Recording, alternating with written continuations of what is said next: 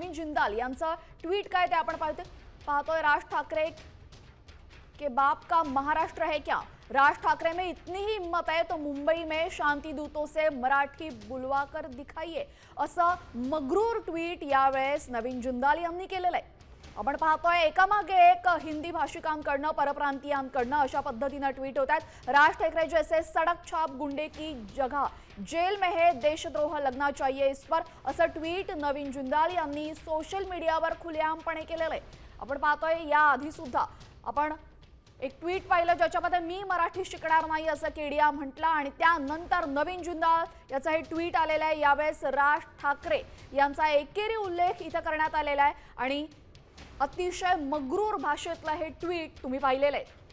महाराष्ट्रामध्ये राहायचं, महाराष्ट्रामध्ये व्यवसाय करायचा, मराठी भाषिकांसोबत व्यवसाय करायचा आणि त्यानंतर अशा पद्धतीची ट्वीट करायची, हे कितपत योग्य असा संतप्त सवाल मराठी माणसाच्या मनात आता उपस्थित झालाय।